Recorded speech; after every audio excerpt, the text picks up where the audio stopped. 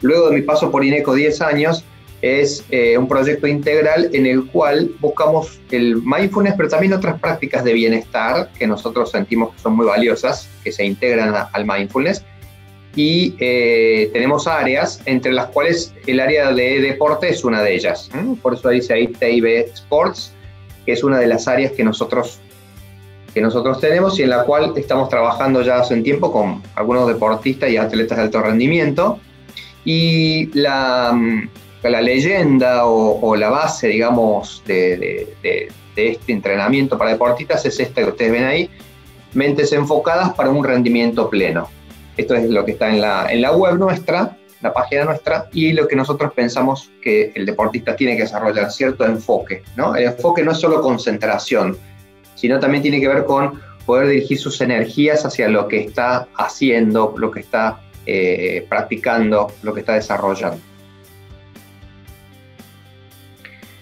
Bueno, estos días se revolucionó un poco el ámbito del mindfulness, sobre todo el mindfulness en deporte, porque no sé si ustedes vieron la propaganda de Adidas que sacó, donde sale Leo Messi, que habla de esto de como mindfulness importa, ¿no? Y porque en realidad se viene haciendo como todo una seguidilla de publicidades Adidas, y ahí lo tienen a Messi.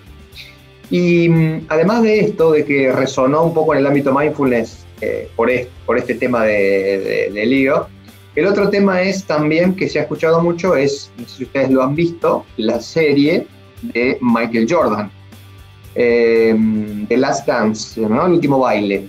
En esa serie también se menciona en algún momento algo de la mente de Michael Jordan, de cómo su mentalidad muy ganadora y su mentalidad muy enfocada le permitía estar siempre conectado con lo que estaba haciendo en el juego. Y si bien no se menciona abiertamente, pero lo que ya sabemos hace muchos años también es que Phil Jackson, que era el entrenador de los Chicago Bulls en ese momento, y luego fue el entrenador de Los Ángeles Lakers, practicaba mindfulness y enseñaba mindfulness a sus dirigidos, ¿no? Tenían algunas sesiones donde trabajaban sobre todo el tema del manejo del estrés, la ansiedad y el generar pausas conscientes en algunos momentos de intensidad en el juego. Así que bueno, un poco se viene escuchando bastante este tema del mindfulness en el último tiempo. Ahora, en relación a más metiéndonos en deporte en principio, y empezando desde aquí, hay como distintas formas de entrenar la mente. Todos sabemos la importancia de entrenar la mente, o al menos eso lo decimos. En muchos casos se dice, pero no se hace.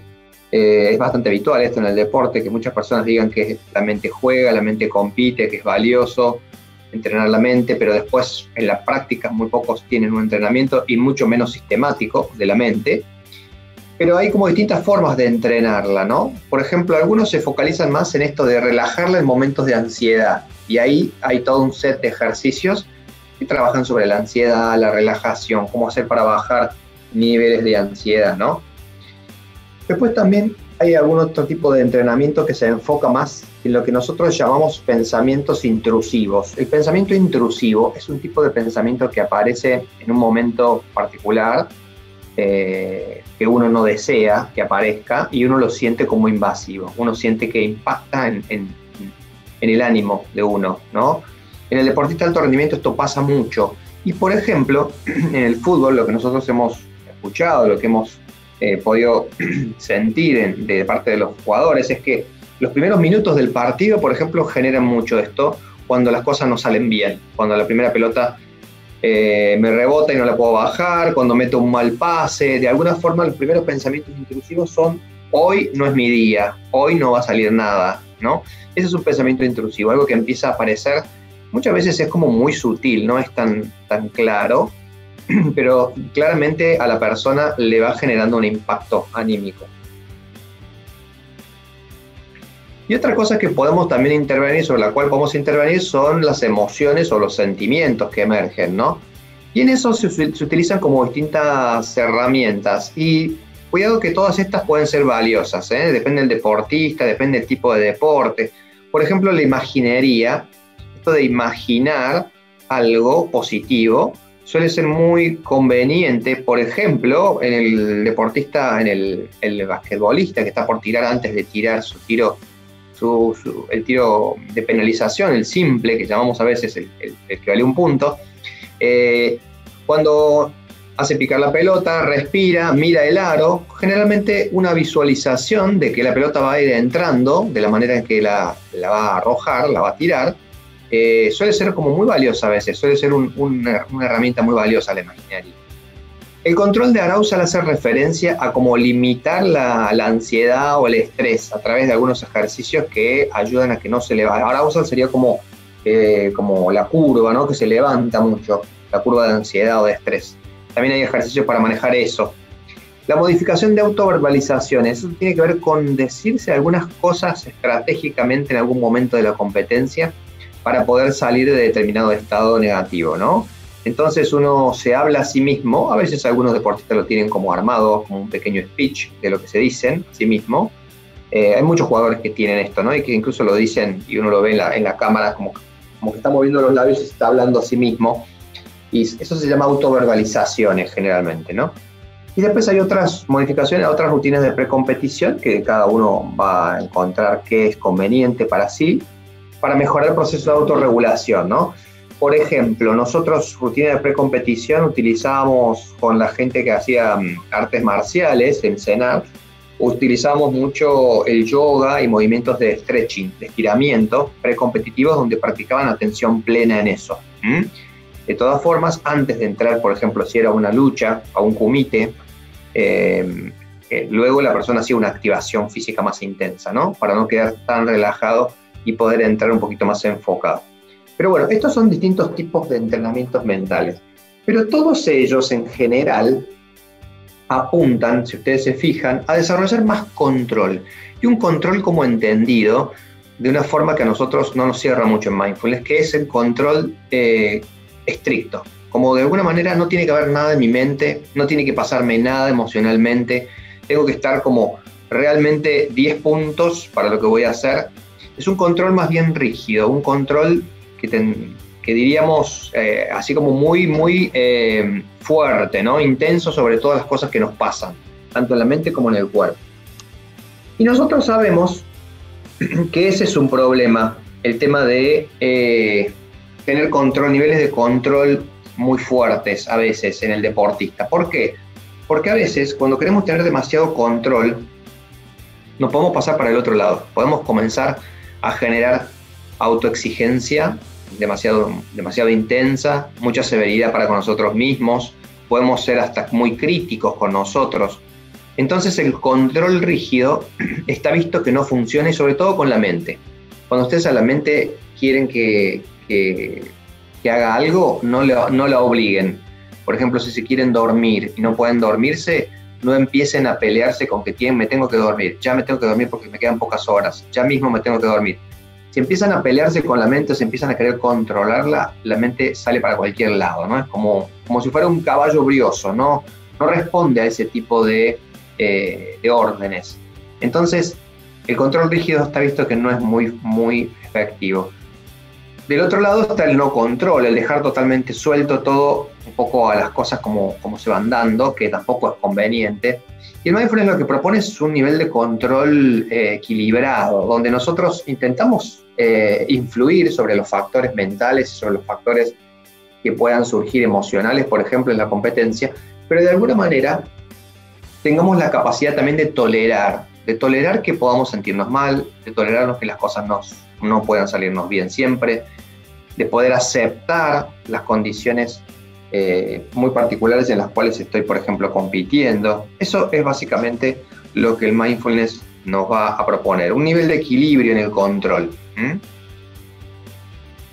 Entonces vamos a ver qué es mindfulness, sobre todo para aquellas personas que por ahí no lo conocen, no saben qué es. El mindfulness es definido como prestar atención de una manera especial, con intención, en el presente y sin juzgar. Esto es muy importante, el poder poner en la mesa la idea de que es algo que todos tenemos. El mindfulness no es solamente algo que tiene la persona que practicó mindfulness. El mindfulness tiene que ver con la atención plena que todos podemos tener y de hecho a veces la utilizamos en algunos momentos puntuales en nuestra vida. Piensen ustedes en qué momento ustedes están como muy conectados con lo que están haciendo, qué que de alguna forma se sumergen en el momento presente, que pueden tener la capacidad de disfrutarlo o al menos de estar bien conectados con eso que están haciendo. Puede ser desde algo muy disfrutable como unas vacaciones, como estar en la playa. Puede ser también algo más simple como ir caminando un día domingo tranquilo en una zona donde hay muchos árboles. Puede ser un momento de jugar con mi mascota, puede ser estar con mi hijo o con alguien y mirarlo un momento y quedar conectado, muy conectado con un gesto apreciativo, de simpatía, de alegría, ¿no? Entonces, cualquier cosa que tenga que ver con una conexión profunda en el momento presente y sin juzgar y eso estar como de una actitud de amabilidad, ya es mindfulness. Eso es mindfulness. Entonces, todos tenemos de alguna forma cualidades mindfulness. Algunas personas quizá lo tienen más desarrollado, tienen más capacidad, y otras son mucho más ansiosas o más inquietas o menos, se enfocan menos o tienen más dificultad de estar más enfocadas, pero la realidad es que todos tenemos algo de esto y lo importante es que también se puede desarrollar. Esto es lo verdaderamente importante.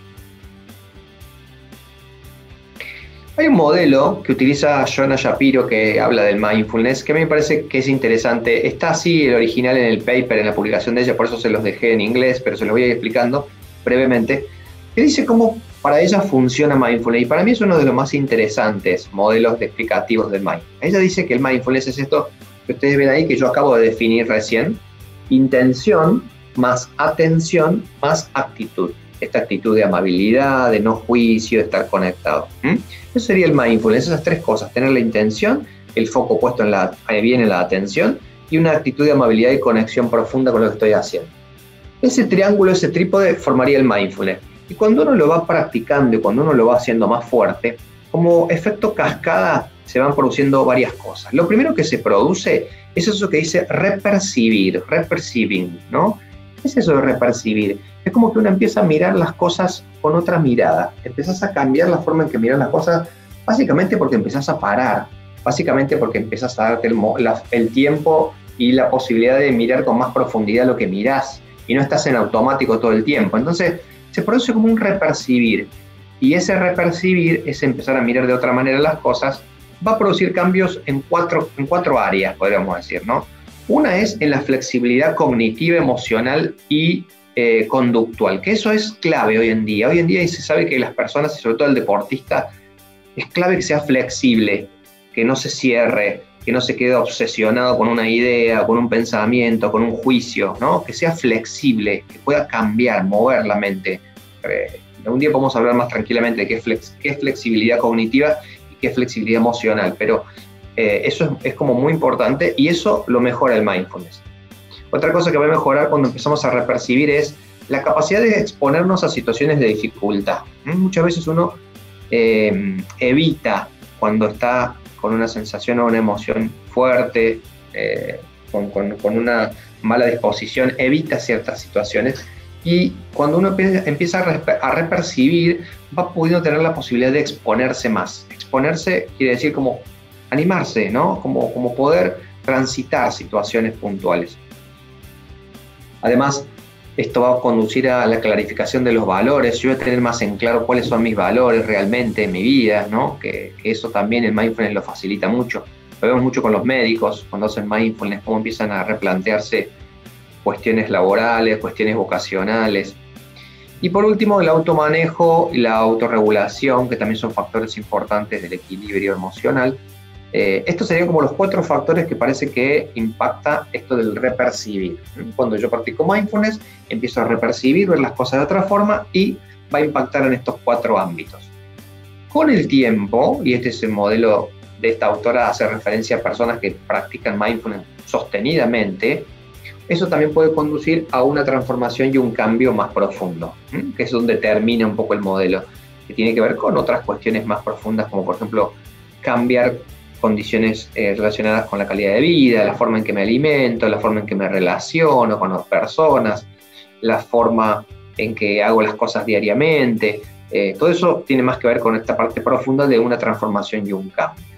Pero este modelo me parecía interesante como para tenerlo claro, para que puedan ustedes pensar el mindfulness. Y dentro de esos procesos que van a ir facilitando todo esto que vimos antes, van a ocurrir básicamente tres.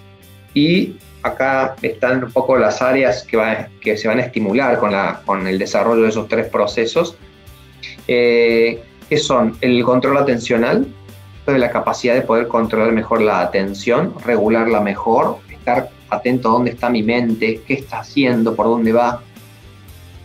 La regulación de las emociones, poder regular mejor las emociones. Esto es fundamental y en un deportista también es clave, porque en la medida en que nosotros podamos tener una mejor regulación de nuestras emociones, vamos a poder hacer las cosas de manera más efectiva, más conectada, menos sufriente, podríamos decir también. Nosotros sabemos que los procesos de regulación emocional se ven muy alterados en situaciones de estrés o de dificultad, ¿no? Como el que estamos viviendo hoy en día con esto del confinamiento.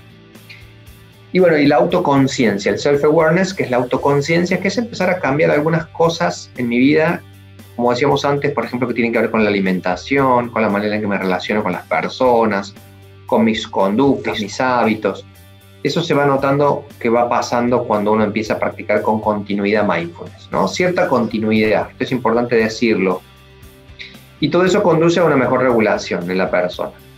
Acá a la izquierda, mía al menos, ustedes también lo ven a la izquierda, están las zonas del cerebro que se van estimulando y que está demostrado que se estimulan con estos procesos que vimos acá, estos tres: control atencional, regulación de las emociones y autoconciencia. Y eso quiere decir que ya hay como evidencia científica, que esto es lo que tiene el mindfulness y que me parece muy interesante, que tiene ya evidencia científica y que demuestra bien claramente cuál es el impacto que tiene. ¿Cómo se hace este entrenamiento? Generalmente tenemos distintas prácticas en el mindfulness. Estas prácticas que ustedes ven acá, que están con las imágenes, son lo que llamamos las prácticas nucleares. Las prácticas fundamentales, que son primero el escaneo. Estas personas que están acostadas están haciendo lo que se llama un escaneo corporal, que es una conexión profunda con el cuerpo, tratando de sentir cada parte del cuerpo. Hay muchas variantes del escaneo y es un ejercicio, quizás el ejercicio que más busca la gente, incluso luego de practicar mindfulness, de haber hecho un programa de mindfulness, el volver al escaneo. Tenemos también del otro lado movimientos de flexibilidad, se trabaja mucho con stretching, con yoga consciente, todo lo que sea sentir el cuerpo, tomar un contacto profundo con el cuerpo, ¿no? Que es algo que nos falta y por donde mindfulness tiene que empezar. Y luego en el medio vemos algunos ejercicios que estos se utilizan en el programa, pero después uno los va regulando y va viendo de acuerdo con quién trabaja, si incluirlos o no, que tienen que ver más con la meditación sentada, que es como y trabajar más con los pensamientos, con las emociones, con todas las vivencias a nivel de la mente. Hay dos prácticas que nosotros estamos utilizando mucho y también con deportistas, que son súper interesantes, que antes no las usábamos y que hemos empezado a utilizar porque vemos que son muy efectivas. Una se llama self-compassion o autocompasión. La palabra compasión en castellano tiene como una mala prensa, ¿no? Parecería que fuera algo malo. Tener compasión, y más por uno mismo, pero en realidad hace referencia a esto de poder ser amables con nosotros, cuidarnos, protegernos cuando estamos sintiéndonos mal, cuando estamos sufriendo. ¿Por qué? Porque habitualmente no hacemos eso. Cuando las cosas no van bien, y esto le pasa mucho al deportista de alto rendimiento, al atleta de alto rendimiento, cuando las cosas no salen bien, solemos por el contrario ser muy juiciosos, muy críticos, muy severos, muy duros con nosotros mismos, ¿no? Entonces, hay prácticas puntuales que tienen que ver con esto de desarrollar más amabilidad, menos crítica, más conexión y más autocuidado con nosotros mismos. Esas prácticas las estamos usando mucho con deportistas y son muy buenas porque el nivel de autoexigencia y severidad del deportista, sobre todo del alto rendimiento, es muy, muy fuerte y le genera mucho sufrimiento. Sobre todo, o al menos hemos trabajado más nosotros con deportistas de deportes individuales, ¿no? Tenistas, golfistas, personas que hacen equitación, por ejemplo. Suelen tener niveles muy, muy fuertes de autoexigencia. Y después la otra práctica que estamos usando mucho nosotros, acá está mal escrito, estoy viendo ahora, el mindfulness interpersonal. ¿Qué es esto? Es trabajar ejercicios de mindfulness, pero en pares y en grupos. Ejercicios que tienen que ver con empezar a tener una conexión más profunda con la persona con la que estoy trabajando. Hay distintos ejercicios. Por ejemplo, y un ejercicio que es bastante bueno, que tiene que ver con poder hacer una comunicación mindful a la persona que tengo enfrente, y después escuchar a la otra persona, pero sin hablar, ¿no? Más que lo que digo, sin interrumpirlo al otro, sin repreguntar. Entonces se van haciendo momentos de silencio y de intercambio muy interesantes. Y después hay otros ejercicios de interpersonal que tienen que ver con solamente estar mirándonos con mi compañero durante unos minutos y tratar de observar qué va a pasar por mi mente mientras estamos en este momento de solamente haciendo silencio y observándonos. Tiene muchas variantes y muchos ejercicios en mindfulness interpersonal, incluso de grupo, pero son muy buenos y también los hemos empezado a utilizar el año pasado porque vemos que facilitan mucho más cohesión en el grupo, más conexión, más confianza, más de esto de expresar lo que me pasa a nivel interpersonal. Así que bueno, son como dos tipos de ejercicios que estamos usando mucho actualmente en el deporte. Y después tenemos prácticas del mindfulness que son súper importantes, que tienen que ver con llevar el mindfulness a la vida cotidiana, a cosas cotidianas, que es también lo que es muy valioso, ¿no? Que podamos sentir que esto no es solamente una práctica que se hace en la comodidad del cuarto mío o en una clase, sino que también se puede llevar a la vida cotidiana. Y en el deporte nos súper interesa esto, que el deportista pueda llevar el mindfulness a los momentos en que está en competencia inclusive. Por ejemplo, acá yo les puse unas imágenes que tienen que ver con comer con atención plena, con ducharnos con atención plena, con hacer una cola en el banco con atención plena. ¿Cómo sería esto? Sería estar como conectado con lo que estoy haciendo, con mi respiración, con mi cuerpo, con la actividad que estoy haciendo y de alguna forma tratando de estar atento a cómo son mis pensamientos y mis emociones. Supongamos en la cola del banco, generalmente suelen surgir pensamientos intrusivos, como decíamos antes, pensamientos de crítica, de enojo y emociones que tienen que ver con esa incomodidad, con ese malestar de estar haciendo la cola. Cuando practicamos mindfulness empezamos a ser como más conscientes de todo eso y de alguna manera intentamos cuidarnos, intentamos no generar más ruido internamente en relación a ese malestar que tenemos, ¿no? Porque sabemos, y eso lo vamos a ver enseguida, creo que tengo algo relacionado con eso, que lo que más nos estresa no es solo lo que nos pasa, sino lo que nosotros pensamos en relación a lo que nos pasa. Lo que la mente hace, lo que a veces los deportistas llaman manejarme, darme manija, eso es lo que peor hace a nuestro ánimo, a nuestro equilibrio emocional. Hay 3 aspectos cognitivos que el mindfulness mejora y que tienen que ver con nuestro cerebro. Y nuestro cerebro en realidad los tiene, estos 3 aspectos, porque son necesarios también. El problema es cuando uno se pasa de revoluciones con esto, utiliza demasiado esto. Por ejemplo, el cerebro automático. Nosotros sabemos que hay ciertas cuestiones que tienen que ser automáticas. Manejar. Uno no puede estar manejando y pensando cómo va a cambiar la marcha, cómo va a apretar el embrague. Es algo que tiene que ser más o menos automático.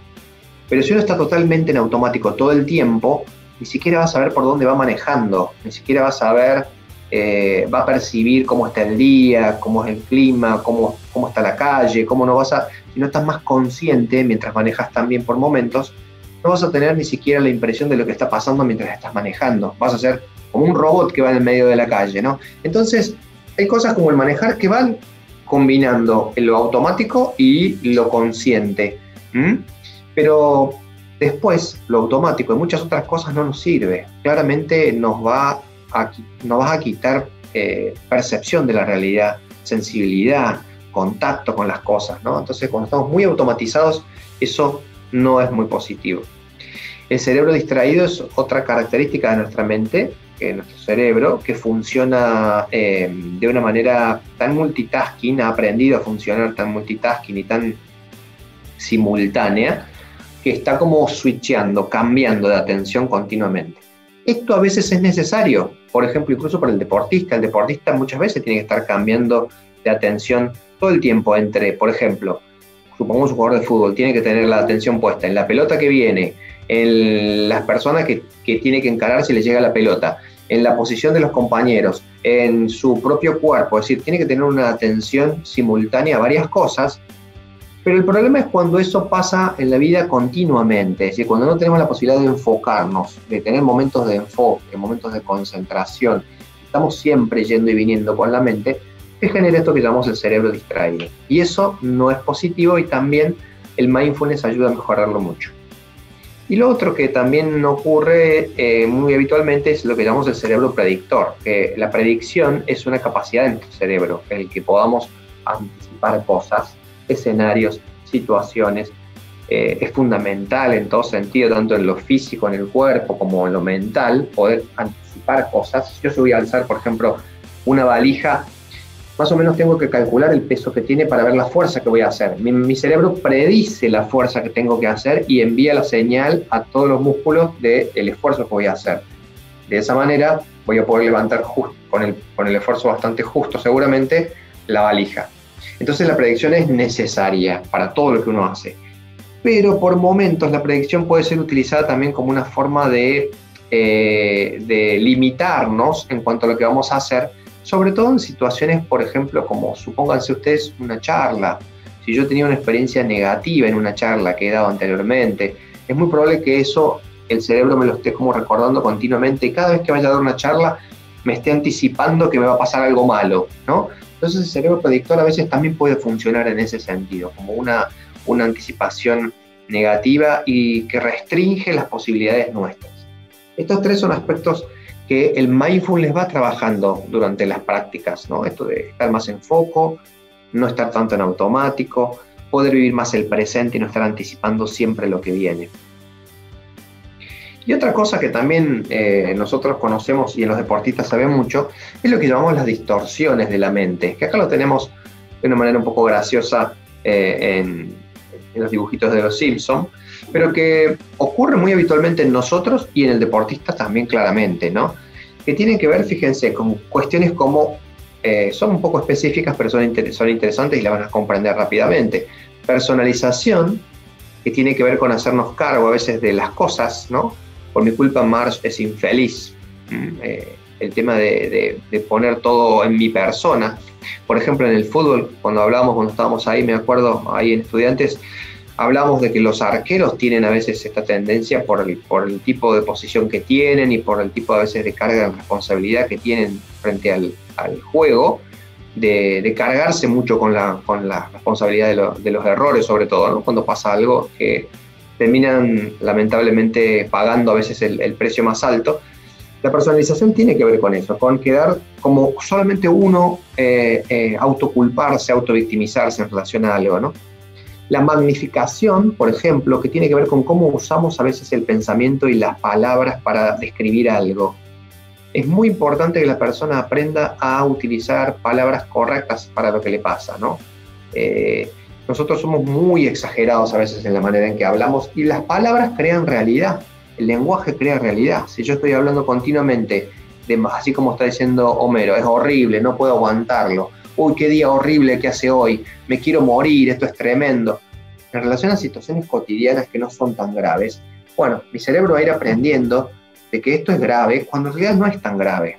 Y eso también es algo que incide mucho en la mente nuestra y en la mente del deportista. Cómo se habla a sí mismo, cómo me hablo, o qué cosas digo, cómo utilizo el lenguaje. La lectura del pensamiento tiene que ver con esto de no poder establecer un buen diálogo, una buena comunicación y asumir que el otro está pensando determinada cosa sin siquiera por ahí preguntarle. También pasa muchas veces en los grupos, ¿no? En los grupos, en las personas. Uno cree que el otro cree, que aquel cree, y tiene como toda una fantasía y se van tejiendo inclusive a veces lecturas de pensamientos de personas de algunos subgrupos hacia otros y por eso esto es muy importante que la comunicación más explícita, más mindful que se pueda hacer, facilite esto de conectar mejor, ¿no? Y después el pensamiento todo o nada, que también es muy del deportista, o todo está bien, o todo está bárbaro, o todo está mal, o todo salió mal, ¿no? Suele ser bastante o pensamiento dicotómico, a veces se le dice, pensamiento blanco o negro, suele ser muy del deportista esto también, el pensamiento todo o nada, no poder ver los grises, no poder ver los procesos. Este es el problema muchas veces en el deportista y es muy importante que los guías, los técnicos, los asistentes puedan enseñarles sobre todo a los chicos, ¿no? a ver procesos y no solamente resultados. Los chicos son muy resultadistas y lo que pasa es que el deporte es muy resultadista y ni hablar del fútbol, ¿no? Pero empezar a ver más procesos que solamente resultados. Bueno, yo creo que acá tenía un videito, a ver si lo vemos, que me parece que ilustra un poco cómo trabajar con cuestiones intrusivas. Se llama La Mosca. Este video hace referencia a eso, cómo la mente por ahí se pelea con algo y luego comprende que la mejor forma es relacionarse de otra manera. Creo que lo tenemos.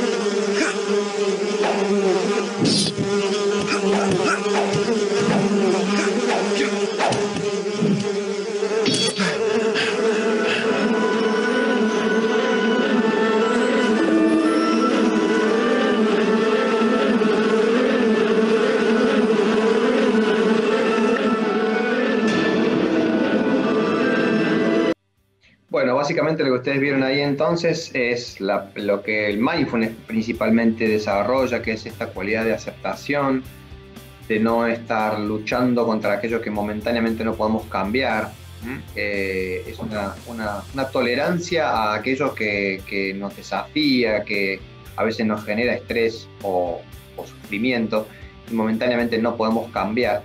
Pero no es una actitud pasiva. Cuidado que por ahí a veces se puede llegar a comparar con la resignación o la pasividad, y esto no tiene nada de pasivo, esto es activo, es una decisión y es una forma de reconocer que las cosas en la vida no siempre son como esperamos y como podemos controlar, y es una actitud de sabiduría, ¿no? Entonces un poco a eso se referencia ese videito que acabamos de ver.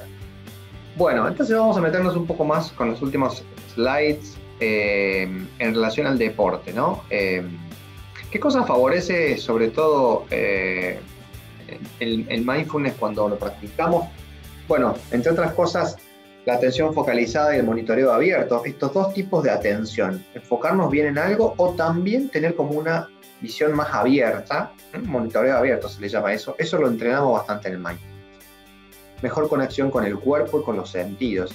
Aunque ustedes no lo crean, el deportista, por más que conoce bastante su cuerpo en términos de rendimiento, sabe más o menos cuándo puede llegar a tener una lesión o hay algo que está pasando en su cuerpo que es algo raro, no tiene una relación a veces muy amable con su cuerpo, ¿no? Es como un instrumento de trabajo y lo lleva y lo trae, pero no suele tener a veces una actitud compasiva y verdaderamente profunda, conectada, digamos, con su cuerpo. El deportista, al menos de mi experiencia, lo que he visto, ¿no? Entonces eso también es muy importante desarrollarlo. Aceptación a los pensamientos intrusivos, lo que decíamos antes, y a las situaciones estresantes, poder aprender que esto es parte de la vida y es parte de la competición y es parte del deporte, es fundamental, ¿no? El poder hacernos a la idea de que esto va a acompañarnos en nuestra trayectoria deportiva, en los jugadores, en los competidores, en los distintos atletas. Tolerancia a la incomodidad y al dolor físico y emocional, también es muy importante. Nosotros sabemos, por ejemplo, por los runners, que el dolor aparece bastante pronto en la competencia. El runner Ya los 60-70% de la competición, de lo que suele correr habitualmente, empieza a tener manifestaciones de fatiga muscular, de molestia física, pero de alguna manera se trata con empezar a trabajar ahí mucho con la mente, ¿no? Para poder mantener el ritmo, para poder continuar compitiendo. De alguna forma, esa capacidad de poder tolerar esa incomodidad del dolor físico-emocional es muy necesaria en el deporte. Tiene que tener una gran capacidad, una gran resiliencia, y hay que desarrollarlo eso. Muchas personas lo traen consigo. La verdad es que hay jugadores o hay competidores que tienen una cosa como muy innata, pero lo interesante es que esto también se puede practicar, se puede desarrollar, se puede entrenar. Lo mismo con esto de la compasión y autocompasión, que recuerden si hace referencia a tratarnos de una manera amable cuando la estamos pasando mal, y también nuestro compañero la está pasando mal, ¿no? O alguien, una otra persona está pasándola mal o está sufriendo. Y por supuesto ustedes ya conocen este beneficio de relajación y bienestar general, que tiene que ver con el bienestar emocional, la mejora de la calidad de vida que produce el mindfulness a medida que se va practicando. Estos son algunos de los beneficios también que produce puntualmente. Y para ir cerrando, quiero hablar de esto y una cosa más, para ir dando un poquito un cierre, para las preguntas, para que ustedes hagan preguntas. Muchas veces el mindfulness se ha comparado con el flow. El flow yo se los traduzco acá, este es de un paper original, por eso no me pude tener el tiempo de traducirlo bien tranquilo, pero básicamente el flow, que lo han escuchado, o a veces estar en la zona, se le dice, es básicamente cuando una persona percibe un balance entre los desafíos que tiene en la situación, en la competición, en la performance, y su capacidad de poder hacerle frente. Es como que la persona se siente a la altura de lo que tiene que hacer en ese momento. Y en ese estado de flow, el individuo está como muy involucrado, muy metido en lo que está haciendo. De alguna forma disfruta lo que está haciendo, no parece que nada más importe en ese momento. Hay como una conexión profunda, como esto que decíamos de Michael Jordan cuando jugaba, ¿no? Realmente vos sabés que el tipo está disfrutando, o al menos está como muy conectado con lo que está haciendo y va a dar lo mejor que puede para poder alcanzar su objetivo, ¿no? Eso sería el flow. A veces se piensa que es como muy similar al mindfulness, pero tiene cosas similares y cosas no. Lo similar básicamente es este énfasis en el momento presente, en una concentración que no es en una cosa particular solamente, sino un monitoreo abierto, digamos, ¿no? Como estar concentrado abierto, una concentración abierta también por momentos, y monitoreo abierto que decíamos antes. Hasta ahí es más o menos similar. Pero después hay cosas distintas que tiene el flow. El flow generalmente requiere como un nivel de adrenalina o de intensidad bastante alto, en general, y el mindfulness no necesariamente es eso. El mindfulness, por el contrario, suele ser más un estado como más equilibrado, ¿no? Después otra cosa tiene que ver con que el flow incluye actos automáticos. Por ejemplo, el competidor esto se ha estudiado también, que el competidor que hace remo, por ejemplo, una competencia larga de remo, o un runner, por ejemplo, necesitan tener momentos de mucha automaticidad, de estar en automático. No pueden estar en atención plena todo el tiempo. Necesitan como generar un ritmo en lo que están haciendo que tenga cierta automaticidad por momentos para que se produzca como el proceso de ir corriendo, el proceso de ir remando, ¿no? Es imposible porque los recursos atencionales no lo permiten estar todo el tiempo totalmente concentrado. Lo mismo pasa, por ejemplo, nosotros trabajamos con un tenista, y trabajar con un tenista implica también ayudarlo al tenista a poder cuidar su recurso atencional, porque hay partidos de tenis que pueden durar 3 horas, 4 horas, y nadie puede estar esa cantidad de tiempo plenamente atento, ¿no? Entonces, lo distinto que tiene el flow de mindfulness es que el mindfulness hace referencia como los momentos de enfoque y de concentración y de conexión donde hay conciencia plena, ¿no? Y eso pasa más fácilmente, por ejemplo, también en el golfista, que tiene momentos de intervención por periodos cortos y breves, ¿no? En su performance. Entonces, en ese momento se concentra en eso, o la persona que hace arquería, el que va a tirar con el arco y la flecha, tiene un momento corto, breve de concentración y ahí puede ponerse plenamente en mindfulness, ¿no? Después en los otros deportes, la persona va a alternar entre mindfulness y poner un poco en automático lo que está haciendo, porque es imposible estar en conciencia plena todo el tiempo. Bueno, esta es un poco la diferencia entre el mindfulness y el flow. El flow hace referencia más a ese sentido de estar continuamente conectado, aunque sea a veces en forma automática lo que estoy haciendo, y el mindfulness es más específico de lo que es más consciente. Pero igualmente tienen como aspectos similares, ¿no? Tienen como algunas cuestiones similares. Antes de cerrar, quería mencionarles algunas cosas que hemos aprendido con el tiempo, porque esto me gustaría reflexionarlo con ustedes, que me parece interesante contarles, agradeciéndoles también el tiempo para haberme escuchado en esta exposición, que tiene que ver con cómo nosotros entramos con el mindfulness en los lugares donde hemos ido a trabajar. Y hay como algunas cosas que me parece que son importantes y que hemos ido aprendiendo con el tiempo. Por ejemplo, para que el mindfulness pueda servir en un contexto deportivo, en un espacio donde se trabaja deportivamente y quieren incluir el mindfulness, es muy importante que haya cierta aceptación y conexión de la introducción de esto por parte de las personas que están a cargo, ¿no? Es muy importante. Nos pasó con un club de rugby que había ascendido hace poco, que trabajamos porque el preparador físico estaba muy conectado con mindfulness, a partir de una cuestión personal y porque realmente veía el valor que tenía mindfulness y porque también sabía que hay personas en rugby que hacen mindfulness y te quería llevarlo a ese club. Y nosotros estábamos convencidos de que esto realmente era una propuesta institucional, ¿no? Nos llamaba la atención que el técnico no estaba nunca, estaba siempre el preparador, pero no estaba el técnico. Y después, cuando fui la primera vez a ver cuando jugaban, un mes después, que habíamos pasado un tiempo de entrenamiento, y veíamos que no hacían algunas rutinas de mindfulness que nosotros habíamos preparado antes de competir, le preguntamos al preparador físico y nos dice, no, lo que pasa es que yo estoy tratando como de convencer todavía al técnico de que empiece a usar esto.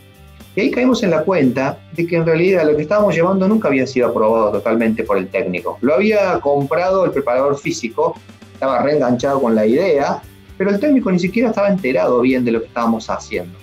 Ese tipo de cosas son claves en cualquier introducción de mindfulness en un espacio de trabajo. Si no hay cierta aceptación, cierto entendimiento y ciertas ganas de poder introducirlo, la verdad es que pasan estas cosas, y me parece que no solo con el mindfulness, sino en general, ¿no? Cuando uno quiere llevar algo nuevo, tiene que tener cierta aceptación y cierta aprobación de las personas que están en eso, ¿no? Y después pequeños detalles que tienen que ver con cómo lo vamos a transmitir y cómo lo vamos a hacer que se mantenga vivo cuando no estamos, porque unas personas no están practicando mindfulness todo el tiempo, ¿no? En ese sentido yo creo que hay que generar como más rutinas de práctica corta, más pausas, más ejercicios con el coach o con el entrenador, y por eso creemos que para que esto sea efectivo es muy conveniente que haya como un trabajo más institucional a veces, ¿no? O más grupal, y que no quede solamente en la persona que lo va a utilizar. Igual con el deportista individual nos gusta siempre trabajar con el coach, por ejemplo, que el coach sepa de qué se trata, esté en algunas sesiones, apruebe lo que planificamos, porque si no, el quedarnos solamente con el deportista, con el competidor y no con el apoyo del coach, que es el que está todo el tiempo con él, en el tenis, por ejemplo, nos pasa mucho esto, se debilita la intervención, ¿no? No tiene ese impacto que tendría cuando realmente hay una aprobación y una conexión entre todos los participantes. Así que esto me parecía importante comentarles. Me parece que no aplica solo el mindfulness, aplica a cualquier cosa que uno quiera hacer en algún lugar, ¿no? El tener como cierta aprobación, conexión, porque si no empiezan los saboteos, ¿no? Empiezan a poner trabas a algunos. Nos pasó en el CENAR hace poco también pensamos que habíamos aprendido todo y fuimos al CENAR a entrenar a un grupo de gente. Ahí habíamos hablado no solo con las personas responsables del deporte, sino hasta con el secretario de Educación. Entonces decíamos, estamos entrando por la puerta grande, vamos a hacer un gran proyecto. Y después nos enteramos de que había una psicóloga que trabajaba ahí, o que a veces trabajaba ahí, que era pariente de uno de los entrenadores y que nos aprobaba la entrada nuestra. Entonces estaba saboteando con cada uno de los chicos, de los competidores, estaba saboteando nuestro trabajo. Entonces, esos pequeños detalles estratégicos parecen estupideces, pero son súper importantes porque van minando la posibilidad de que las cosas crezcan o se hagan bien, ¿no? Entonces eso me parece muy importante, que en cualquier proyecto que realmente se pueda dialogar, se pueda hablar, se pueda mostrar, se pueda saber si realmente tiene sentido llevar adelante algo relacionado con lo que uno propone. Me parece que son pequeñas cuestiones estratégicas que hay que tener en cuenta en cualquier contexto, no solo para lo deportivo, vale para todo, y no solo para el mindfulness, me parece que tiene valor para todo, ¿no? Para cualquier cosa. Bueno, hasta acá más o menos lo que había preparado. Si les parece, podemos abrir un espacio para preguntas, dudas. Sí, Martín, bueno, muchas gracias por la exposición, muy enriquecedora como siempre. Les digo a todos los que están participando que en el chat, si quieren ir pidiendo la palabra, y van habilitando después el micrófono a medida que por ahí los voy nombrando. Tengo alguna pregunta para hacerte, pero quisiera que primero pregunten dos personas que han sido pioneras en el club con el mindfulness. Una es Rosana Orisi, que tomó la posta que vos dejaste allá por el año fines de 2016, estudió con vos y hoy está desarrollando el mindfulness en las categorías juveniles e infantiles de fútbol. Y Alejandra Varela, que vos la conocés también, que fue pionera en lo que es la comunidad educativa y lo viene haciendo hace mucho tiempo en el nivel inicial de colegio. Así que Rosana y Ale, en el orden que ustedes quieran, conecten su micrófono y preguntan. Adelante. Bueno, ¿Ale? No sé. Dale, Ale, sí. Sí, bueno, buenos días a todos. Con Martín ya nos saludamos. Para mí es un placer estar en este espacio. Estoy eternamente agradecidas a todos los que organizaron este encuentro. Y la verdad que nunca uno deja de aprender cada vez que escucha a Martín. Por eso creo que toda la comunidad de estudiantes de La Plata somos unos bendecidos en poder tenerlos hoy un 9 de julio acá conectados con nosotros. Preguntas tengo un montón. Estoy mirando las caras de muchos deportistas, muchos coordinadores de los deportes amateur que están hoy presentes acá y me encantaría hacerle muchas preguntas, pero bueno, me voy a detener simplemente en dos cosas puntuales, Martín. Ese video de la mosca que impacta tanto a veces en los que iniciamos el camino de mindfulness y en la primera parte de esta formación, me llevó a pensar cuántas veces ocurre en los deportistas, en los deportistas amateur, pero también en los de alto rendimiento, cuando esa única mosca se puede traducir en un insulto, por ejemplo, en un partido de fútbol o en un mal comentario, ¿no? En los deportes amateur, y que a veces en la mente de los jugadores queda solamente esa mosca y no se puede percibir el contexto, ¿no? Que por ahí podemos tener todo un estadio alentando, ¿no? Y motivándonos a seguir adelante en ese deporte, y cuánto juega en ese momento la percepción que tiene el deportista en relación a lo que le está ocurriendo. Entonces, una de mis preguntas era, ¿cómo pueden los jugadores trabajar esa parte de la percepción, de cómo mirar, cómo sentir o cómo atravesar esas situaciones que a veces nos genera tanto estrés adentro de una cancha? Claro, sí, yo creo que lo que mencionaba de esto de la autocompasión y esto de la amabilidad con uno mismo es como el gran tema a trabajar hoy en día en el deporte, ¿no? Porque la mentalidad del deportista es, al ser altamente competitiva y perfeccionista, porque tiene una cosa de ir progresando continuamente, tiene un aspecto muy filoso, ¿no? Un aspecto muy filoso que corta mucho, que es cómo se habla a sí mismo, cómo se ve a sí mismo, cómo se trata a sí mismo, sobre todo cuando falla, ¿no? Y eso es bastante generalizado en el deportista de alto rendimiento, en el atleta de alto rendimiento. Nosotros trabajamos más con individuales, atletas individuales, y a veces eso es peor todavía, ¿no? El tenista, por ejemplo. Pero es necesario trabajar mucho eso, primero hacer que se haga consciente, porque la persona muchas veces no se hace consciente de esto, no sabe cómo se habla a sí mismo. Muy de vez en cuando lo percibe, y generalmente lo perciben porque se los dice alguien de afuera, ¿no? Y para colmo, ese alguien de afuera generalmente tiene que ser alguien que no sea de la propia familia, porque en la propia familia suele haber esa misma pauta. Por ejemplo, los padres de los tenistas son como los tenistas, son igual de exigentes, generalmente han sido tenistas también, o han sido practicantes. Muchas veces en la familia el mismo patrón de autoexigencia y severidad también está. porque son hijos de padres generalmente deportistas o muy exigentes, ¿no? Consigo mismo. Entonces a veces reciben ese feedback de afuera, ¿no? Y no lo entienden mucho. Entonces hay que ayudarlos mucho a comprender que la realidad, digamos, no es la que piensan ellos, no es como ellos se ven, no es como ellos a veces se hablan a sí mismos. Y eso es muy difícil a veces, porque hay que ayudarlos también a comprender que no se trata de ser así o ser blandito, o ser flojo, o no ser autoexigente, digamos, o no querer crecer. Porque a veces esto que decía yo del pensamiento todo o nada hace que el deportista diga, entonces si no soy así, si no soy duro y filoso conmigo mismo, tengo que ser un blandito, tengo que ser un flojo, tengo que ser, ¿no? Esa es la opción que a veces te plantean. No, hay que encontrar un equilibrio donde puedas seguir superándote, donde puedas mantener el nivel de autoexigencia positivo, los estándares tuyos son muy altos de rendimiento, pero también puedes desarrollar una mente más amable, una mente más compasiva, una mente que te sostenga, no que te tire al piso cuando las cosas no funcionan, ¿no? Eso es un laburazo. Es un laburazo porque, como te decía, está en la mente del individual de la persona, suele estar en la mente de la familia, a veces es esa forma de pensar, y en el grupo, si es grupal, a veces en el grupo también, porque hay mucha competencia continuamente. Entonces, es complicado a veces eso, pero para mí es fundamental trabajar en eso, porque aparte tiene que ver con el bienestar de las personas, ¿no? Y de los chicos. Perfecto. Claramente. ¿No? Gracias, Martín. Gracias. Bueno, ya te saludé antes, Martín.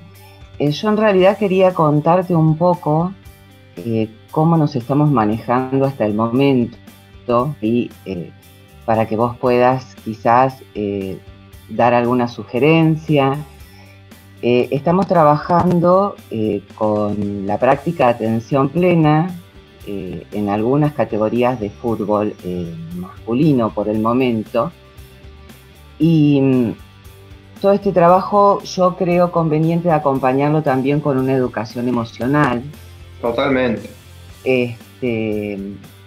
Porque complementa muchísimo y tiene que ver con todo, ¿sí? Entonces tratamos de buscar espacios dentro de los entrenamientos que podamos adaptar esto de trabajar la atención plena y la autoconciencia, que es, digamos, la base. Y esto es un proceso de autoconocimiento, es decir, cada uno de los deportistas con este proceso tiene que ir conociéndose cada vez más, habitando su cuerpo y dándose cuenta de qué está pensando y qué les generan determinadas situaciones, ¿sí? Y cómo poder gestionar todo eso. Entonces por ahí hacemos cosas, no sé, en la etapa del estiramiento, junto con el preparador físico. El preparador físico da las indicaciones y por ahí participo yo en que lleven la conciencia a esa parte del cuerpo que están estirando, qué sensaciones pueden percibir, obviamente siempre con el tema de la respiración consciente, para calmarnos, para buscar otro bienestar, o en simples momentos de toma de conciencia y de habitar el cuerpo en el acto de cuando voy a buscar la botellita de agua para después del entrenamiento o en el medio de los bloques de entrenamiento. Es decir, la idea es que cada vez tomemos más conciencia de estar más conectado mente-cuerpo, que somos uno y tenemos... y me acordé cuando vos citaste, cuando vos dijiste que una de las formas de trabajar el mindfulness es de forma interpersonal y con el tipo de ejercicios que había. Me acordé de una situación que ocurrió en el colegio ya hace un tiempo. Estábamos trabajando en una clase y dos chicos evidentemente tuvieron un problema anterior y se ve que se empezaron a decir cosas y terminaron casi pegándose, pero bueno, los compañeros los separaron. Cosa muy rara que en el colegio no ocurría ni en el club tampoco, pero bueno, pasó. Yo paré la clase y los llevé a un aula a los dos chicos involucrados y les dije, siéntense uno enfrente del otro y mírense a los ojos por 2-3 minutos. Cuando yo les diga, no van a decir palabras. y uno ve todo el proceso, es decir, es muy diferente cuando yo tengo, digamos, actúo reactivamente a cuando realmente empiezo a tomar conciencia de lo que me pasa, de lo que siento, de por qué dije lo que dije, si fue realmente tan grave. Y uno de los chicos se empezó a sentir muy incómodo con esa situación porque involucra otras cosas. Y sin embargo, empezaron a calmarse, empezaron a mirarse, empezaron a sonreír y solos empezaron a hablar y a pedirse disculpas por lo que había pasado. Yo no dije absolutamente nada. Lo único que traté es de que se miren de frente a los ojos y estén unos momentos sin decir nada, solamente sintiendo qué es lo que pasaba en esa interrelación, ¿sí? Qué bueno, muy bueno. Este tipo de cosas uno va viendo con la práctica. Por ahí no tenemos el tiempo de hacerlo todo, digamos, todos los días. Uno trata por ahí de mandar audios también, para que practiquen el mindfulness, audios cortos, depende de las categorías. Hemos trabajado con el video que mostraste, con algunas categorías, que me parece buenísimo. Bueno, más o menos era eso. Y sí lo complementamos con el tema de educación emocional. Me parece importantísimo eso, Rosana. Eso de la educación emocional me parece clave, que vos complementes esto del mindfulness con todo lo que es la educación emocional, me parece buenísimo, muy importante. Y después lo otro, esto que te diría, es tratar de incluir en algunos momentos más esto de, después te podemos charlar y ver, hay como muchos ejercicios, hay como un manual de ejercicios lindos para trabajar en pares o en grupos de mindfulness interpersonal que están muy lindos y que me parece que son re buenos y favorecen mucho la conexión un poquito más profunda, porque entre ellos los chicos tienen camaradería, tienen camaradería, son compañeros, tienen una cosa, pero a veces les falta como una conexión un poquito más profunda, ¿no? Nosotros le llamamos eso como más de humanidad compartida, más profunda, y estos ejercicios favorecen mucho eso, y son muy lindos. Por supuesto que hay que ir haciéndolo con cuidado y también viendo la edad que tienen, la forma en que, el tiempo en que pueden estar a veces haciendo distintas modalidades, pero son muy lindos esos. Y los de autocompasión, para mí también con cuidado, hay que ir como, con cuidado digo, para que no sean rechazados, por esto que decíamos de esa autoexigencia que a veces tienen los chicos o los deportistas, pero ir introduciendo también muchos ejercicios de ese tipo para mí es clave para que la persona empiece a encontrar un vínculo un poco más saludable consigo misma, ¿no? Y no tan severo como a veces ocurre. Tal cual. Gracias, Rosana. A vos, Martín. Gracias. Marcos, Emilio. Gracias, Juan Pablo. Hola, buen día, Martín. Quería hacerte la siguiente consulta. Vos al principio de la charla mencionaste ciertas trabas, ¿no? O problemas como para insertar esta práctica en el deporte que has encontrado. Y ahora al final de la charla mencionaste un poco el escepticismo que puede haber con respecto a implementar esto. Quería preguntarte qué otras trabas has encontrado a lo largo del camino en insertar el mindfulness en el deporte, si nos podés compartir, y cómo has abordado o qué estrategias has utilizado ante estas no creencias, si se quiere, o escepticismo sobre el mindfulness. Sí, para mí como una cosa que es clave es para que yo sepa que la persona va a encontrar herramientas en el mindfulness, es que tenga la verdadera intención de probar de qué se trata, ¿no? Porque tampoco la idea es de que la persona compre o diga, bueno, qué bueno el mindfulness, es genial, es maravilloso. Eso tampoco sirve, ¿no? La misma enseñanza de práctica meditativa, el Buda decía, nunca crean lo que yo digo, nunca crean lo que yo practico, vívanlo por ustedes mismos, ¿no? Pero es como una actitud de, bueno, lo voy a probar, pero lo voy a probar a fondo, digamos, no es que voy a decir, a ver qué es esto y lo voy a mirar de lejos, no. Tengo que probarlo, en cierta forma, sumergirme en la práctica, aunque sea un tiempo, y ver de qué va esto. Y eso le llamamos nosotros en mindfulness la intención, ¿no? Y si no hay una intención más o menos firme, es difícil de que la persona pueda empezar a meterse en el mindfulness. Por eso, yo creo que en el deporte lo que hay que hacer mucho, como me pasa en empresas me pasa algo así.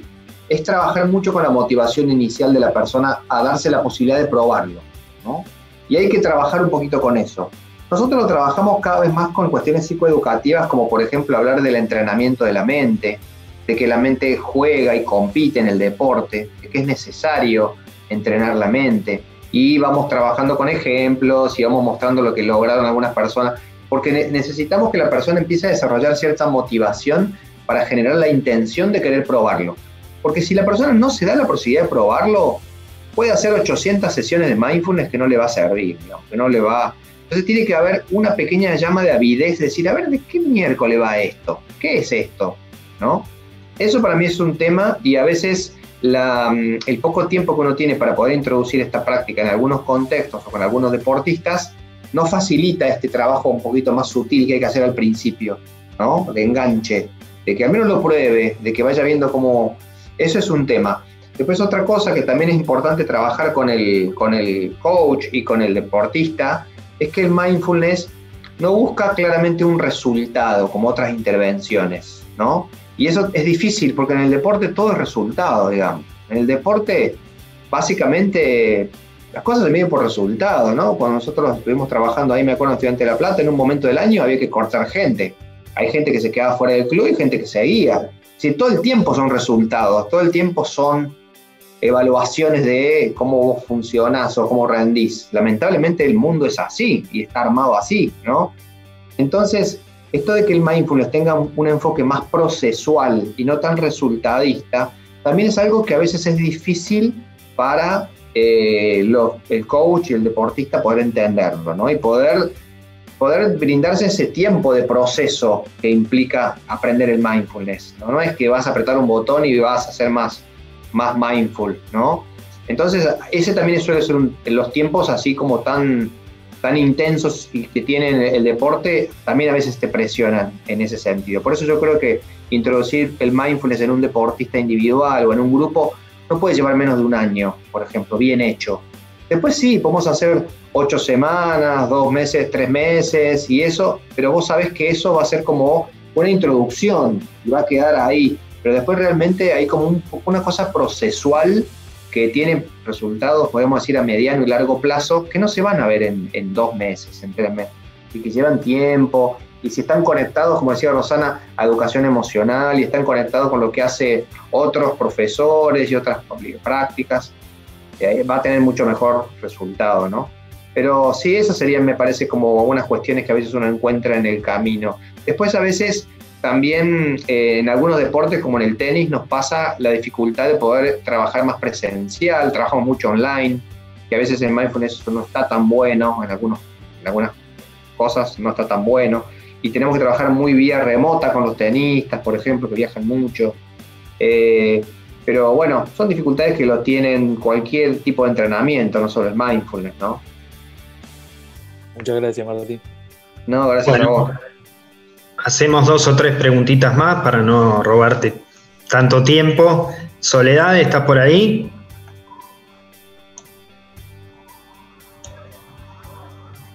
¿Estás? Ale, si no.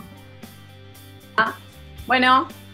Dale, Ale. A ver, yo me quedé pensando un poco en esto que vos decías, de sostener la práctica, Martín, con continuidad, ¿no? Para poder empezar como a internalizar esos procesos que lleva el mindfulness.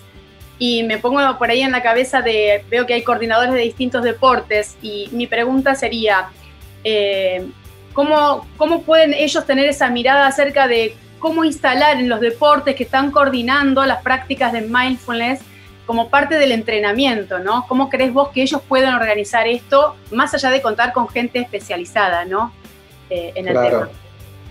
Sí, es todo un tema porque yo creo que varía mucho según el deporte, porque el perfil del deportista varía mucho según el deporte, al menos en general, estamos hablando de generalización, no quiero cerrar, ¿no? Pero el perfil de un futbolista no es lo mismo que el perfil de un tenista, generalmente, no quiero cerrar ni ser determinista, ¿no?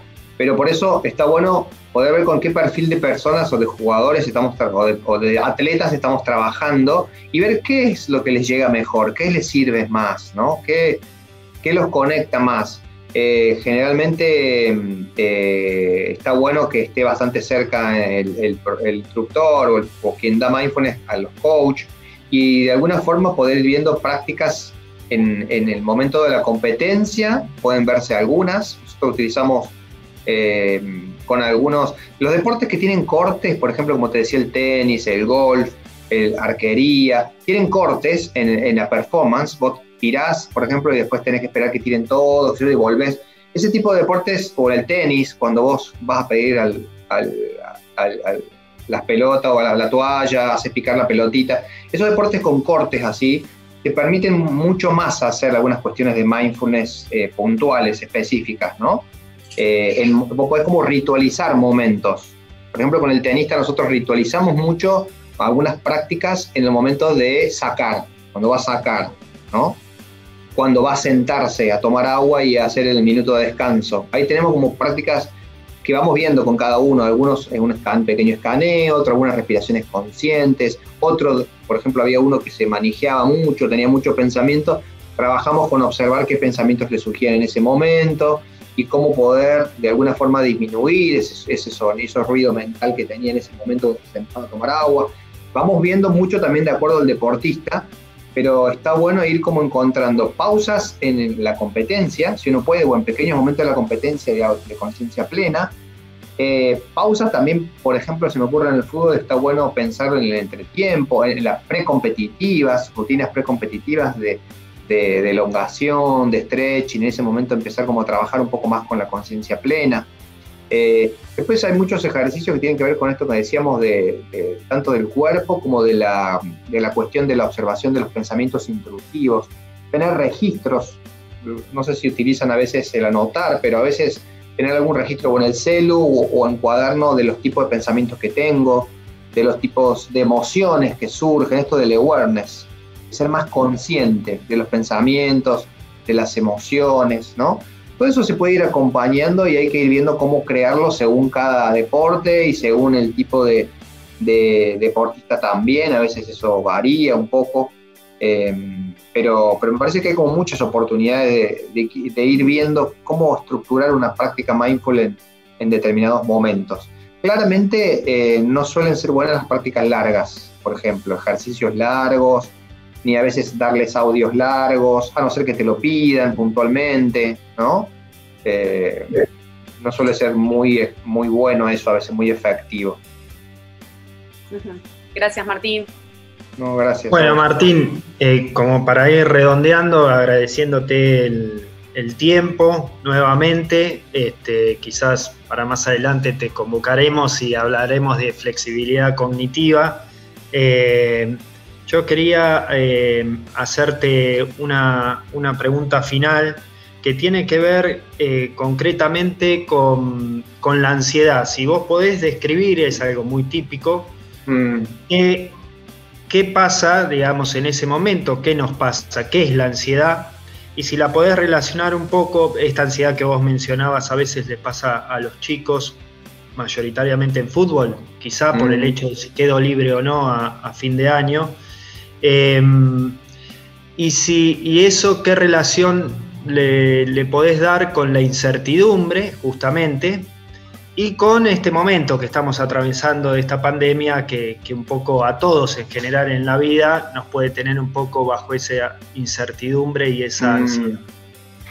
Sí, muy buena pregunta la tuya, muy buena. Yo te diría, el deportista de alto rendimiento no es una persona muy normal. Empecemos por ahí. Te voy a decir algo que no te va a gustar mucho, pero el deportista de alto rendimiento no es una persona muy normal. Tiene cuestiones que, por ejemplo, la ansiedad necesariamente tiene que ser más alta que la persona media. Un deportista de alto rendimiento tiene que tener más ansiedad, en términos generales, ¿no? ¿Por qué? Porque eso lo activa mucho más para la competencia. Cuando nosotros en INECO, por ejemplo, evaluamos a los automovilistas tienen una impulsividad mucho más grande que la media. Y más vale que la tengan, porque si no tienen impulsividad, ¿cómo vas a tomar una curva a 200 km por hora, ¿no? 150 km por hora. Tenés que tener impulsividad, si no, no podés correr. Bueno, el deporte de alto rendimiento hace que uno tenga ciertas cuestiones psicológicas más elevadas que la media.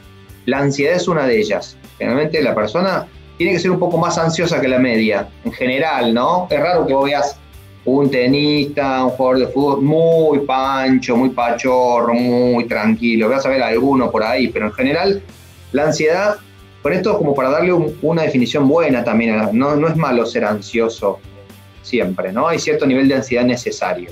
El problema es cuando el deportista no puede regular la ansiedad bien, ¿no? Y la práctica deportiva es una forma de regular la ansiedad.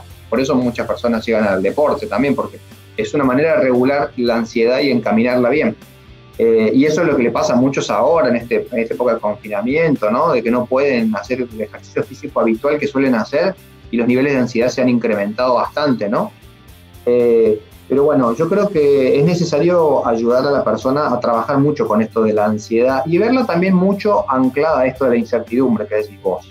Porque la vida del deportista tiene mucho de incertidumbre, digamos. Es como muy cambiante, ¿no? Y me acuerdo que en ese momento cuando estábamos ahí en Estudiantes se había lesionado un pibe y nunca se esperaba lesionarse, ¿no? Y de pronto te cambia todo el año el lesionarte, te cambia un montón de cosas. Entonces la incertidumbre es propia del ser humano y del deportista de alto rendimiento, ni te cuento. Por eso yo creo que hay que trabajarla mucho, ¿no? A ver, como decirte, entonces, lo que te quiero decir es que hay que aprender a convivir con los niveles de ansiedad más altos, hay que aprender a convivir con incertidumbre, como que por ahí va el tema, digamos, por ese es el camino, no eliminar eso, no que no tenga ansiedad, no que no tenga incertidumbre. El camino es ayudarlo a tener recursos, como decía Rosana, con técnicas de educación emocional, con prácticas de mindfulness, para que puedan manejar un poco mejor eso que le toca en suerte, pero la realidad es que al elegir un deporte de alto rendimiento, vos estás en un mundo de ansiedad y de incertidumbre continuo, ¿no? ¿Qué relación tiene con el miedo la ansiedad? Y la ansiedad es una forma de, lo activa en cierta medida cierto miedo hacia lo que va a pasar, ¿no? Porque la ansiedad es como el ansia de devenir, de lo que va a pasar. El miedo suele ser más una emoción más asociada a algo más inmediato en el contexto en el cual estás. La ansiedad te refiere más a algo que va a venir y entonces vas a generar estrategias de control para que no ocurra eso, pero claramente el miedo es lo que también te impulsa a cierta forma a veces a elevar los niveles de ansiedad, ¿no? Sobre todo el miedo a veces en el deportista a fracasar, el miedo a no llegar a ser quien querés ser. En el caso de los pibes de fútbol, por eso te decía que el perfil de los pibes es muy distinto según el deporte. En muchos casos, ustedes lo saben mejor que yo, está toda la expectativa de la familia puesta en que el pibe triunfe. Si el pibe no triunfa, no nos salvamos económicamente, no tenemos posibilidades de salir adelante. Es decir, imagínate si no va a haber miedo frente a eso, a que vos tenés toda la responsabilidad de salvar a la familia triunfando en el fútbol, ¿no? Para mí es un inmenso miedo ese. Entonces, es como tratar de trabajar mucho todos esos factores. Es muy difícil porque aparte me parece que es un ámbito muy competitivo y donde todos hablan el mismo lenguaje, a veces que va en contra de esto que estamos hablando nosotros.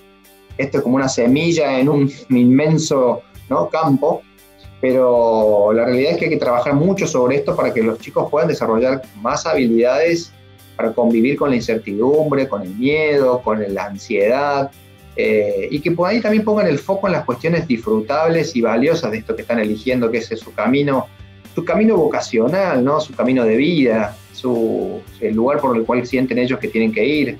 Hay que ayudarlos mucho a desarrollar como también aprecio por eso, valor por eso que han elegido. Pero bueno, justamente también decir eso, ¿no? Ayudarles a pensar esto, es un camino muy difícil el que han elegido, es un camino que realmente van a tener que convivir con el miedo, con la ansiedad y la incertidumbre todo el tiempo, ¿no? Muchas gracias. Ahí sí está Soledad, que para hacerte ahora sí la última pregunta. Hola, Dale. ¿Cómo están? Gracias Juan Pablo. Hola, muy bien, bueno, un gusto escucharte. Bueno, yo me presento, trabajo en el jardín, soy vicedirectora en el nivel inicial, así que claramente mi pregunta va a ser orientada a la educación. Martín, vos hoy cuando comenzaste la charla hablaste del mindfulness y de otras áreas de bienestar como el deporte. Entonces mi pregunta es si esto también podría ser un área de bienestar la escuela.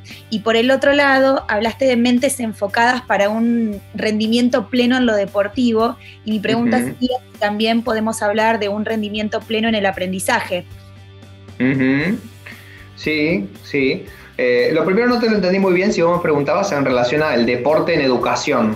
¿Te referías a eso? No, vos decías, Martín, de otras áreas de bienestar, como por ejemplo en todo lo que tiene que ver con lo deportivo. Y mi pregunta era si podemos hablar de otras áreas de bienestar, como por ejemplo en la escuela. Sí, a ver, aparte de lo deportivo, decís vos, por ejemplo, yo me refería principalmente a cuestiones relacionadas con esto, como decía Rosana, educación emocional, que es para mí es una práctica de bienestar. Me refería también a cuestiones como prácticas que tienen que ver con el arte, con todo aquello que sabemos que genera bienestar en las personas y que también tienen algo de mindfulness, ¿no? Porque, por ejemplo, el arte, el deporte, tienen cuestiones de mindfulness. Yo creo que es súper importante y en educación también, es súper importante poder llevar estas cuestiones que tienen que ver con el bienestar y sobre todo la expresión de otras habilidades que no son solamente las que a veces se requieren por la currícula. Viste que la currícula es como muy, a veces, como muy exigente en determinadas cosas. Y me parece que es súper importante poder de alguna forma ampliar ese abanico de habilidades, de skills de los chicos a través de otras cuestiones que generen bienestar. Yo decía el arte, el deporte, nosotros utilizamos mucho esto del stretching, el yoga, el qigong, hay como otras prácticas, el tai chi, hay muchas otras prácticas que van también como por ese camino de autoconocimiento, pero también de bienestar, ¿no? De la escritura terapéutica, el escribir, eso también es muy bueno a veces para los chicos, ¿no? El poder incluir eso. Para mí es súper importante y en el ámbito en el que están ustedes, ni te cuento cuán valioso es poder incluir prácticas que tengan que ver con bienestar. No sé, otras prácticas que puedan surgir se me ocurren también. Donde yo vivía en La Pampa se trabajaba mucho con la naturaleza, ¿no? Con algunas, tenían por ejemplo criaderos, tenían plantaciones, porque trabajaban mucho con la naturaleza. Entonces también son prácticas de bienestar, ¿no?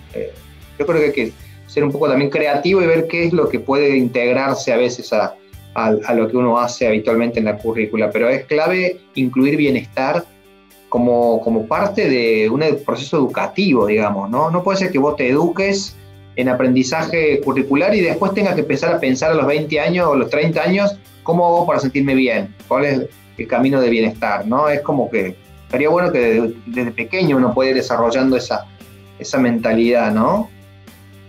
No sé si respondo por ahí, Sole, a lo que preguntabas.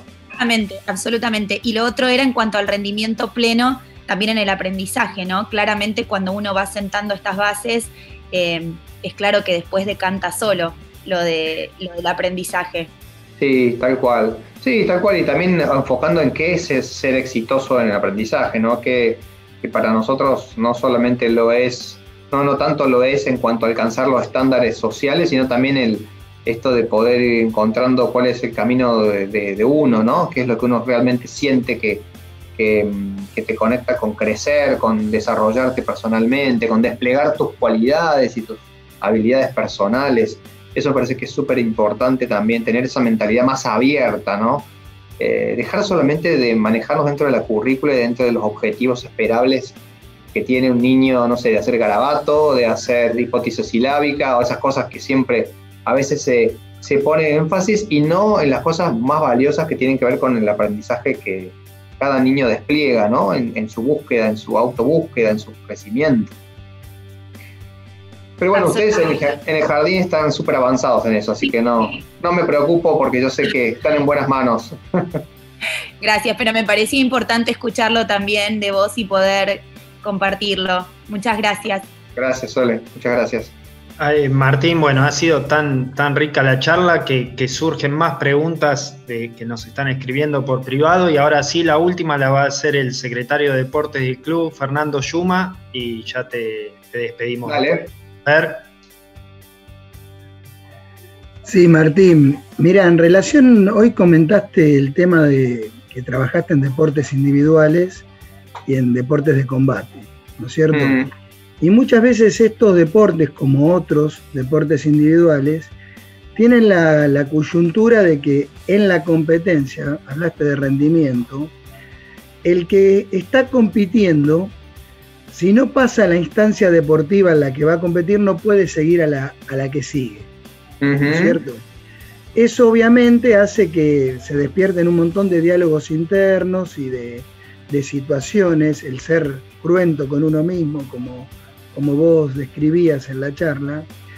Entonces la pregunta es, ¿cómo insertar la intervención del mindfulness cuando a veces lo que tengo por delante es muy cortito, si no gano y no sigo, tanto en la semana de entrenamiento, en la previa, como el día de la competencia, para que esa autoexigencia que tenga no se me vuelva en contra justamente de la competencia, ¿no?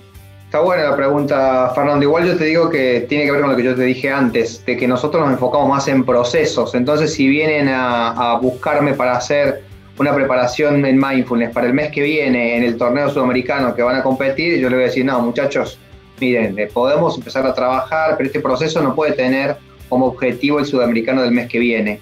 Este proceso tiene que tener más bien una mirada en relación a todo el año de trabajo y no nos vamos a enfocar en que el problema es ese, que a vos te vienen a buscar para que el pibe gane el sudamericano del mes que viene. Ese es el problema en ese deporte individual.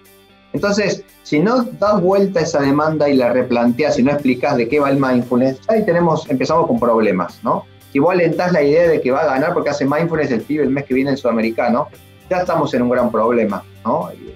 Entonces, yo creo que lo principal es poder, en principio, saber el punto de partida y cuál va a ser el trabajo que vamos a hacer y que va a ser más procesual.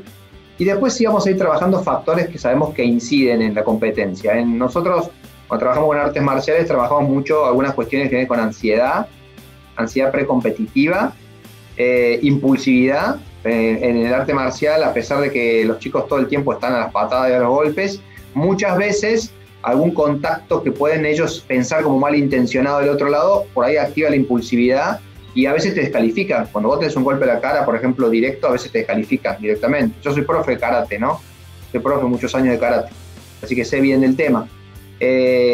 Por eso, en el deporte ese, puntualmente artes marciales, lo que es ansiedad precompetitiva y la impulsividad, son dos aspectos que hay que trabajar mucho, y se trabaja mucho con prácticas de escaneo, prácticas de relajación consciente, visualización, autoverbalización también a veces se utilizan, algunas cuestiones, pero son todas cosas que, Fernando, que llevan tiempo, digamos, que son procesos, ¿no? Y también hay que ver cómo viene la persona que te llega, si viene trabajada, si ya tiene un trabajo previo, si su coach ya lo fue como acompañando en ese crecimiento emocional, podríamos decir, o es una persona totalmente, digamos, nueva que hay que empezar a laburar. Hay muchas cosas que también tienen que ver, ¿no? Pero siempre nos vamos enfocando en cuestiones que tienen que ver con factores que a las personas les van impactando en la competencia. Por ejemplo, teníamos un pibe que hace, no sé si vos conocés kata son los movimientos, las formas, y que es muy autoexigente, demasiado perfeccionista. Entonces el pibe nunca se sentía bien consigo mismo por cómo hacía las formas, ¿no? Bueno, hay que trabajar mucho esto de autocompasión, mucho de bajar los niveles a veces de perfeccionismo que tienen algunos pibes, en un sentido saludable, ¿no? Que sigan siendo exigentes pero no lleguen a ese perfeccionismo. Pero bueno, hay como que crear también planes de trabajo que tengan que ver con lo que vamos a hablar con el coach, con el propio practicante, y todos, te vuelvo a decir, la idea es procesos que vamos echando a mover, que movemos, pero que no son resultados puntuales ahora, ¿no? Martín, y ese proceso de trabajo, digamos, ¿con cuánto tiempo puede empezar a mostrarnos resultados? Es decir, cuando uno generalmente empieza un proceso con vistas a una competencia importante, siempre son procesos largos, ¿no es cierto? Claro. En cuanto a la preparación física. El incluir el mindfulness en esto, ¿cuánto tiempo vos considerás que es conveniente? O sea, si bien es un trabajo constante, pero digamos, ¿en cuánto tiempo se pueden ver los frutos? Y con esto cierro. Muchas gracias. Sí, yo creo que depende mucho de lo que estamos hablando. Estamos hablando de un deportista individual, si estamos hablando de un grupo, del tipo de deporte, pero generalmente yo te decía y tiraba una idea de que un año de trabajo es un buen tiempo para empezar a generar cambios más profundos, ¿no? En mindfulness generalmente ya al mes o a los 2 meses empezás a ver algunos cambios en cuestiones que tienen que ver con la conciencia corporal, con la autoconciencia de algunas emociones, con la persona empieza a censarse, a tomarse la medida mucho más de sí mismo ya a los 2 meses. Al medio, a los 2 meses, hay algunos que son muy rápidos y antes. Pero de eso a que uno pueda empezar a cambiar algunas cuestiones más puntuales que tienen que ver con como que ya son parte de la personalidad del competidor, por ejemplo, un competidor impulsivo, un competidor muy ansioso, menos de un año seguro no va a llevar. Es decir, lleva tiempo y que la persona tenga constancia, continuidad y acompañarlo.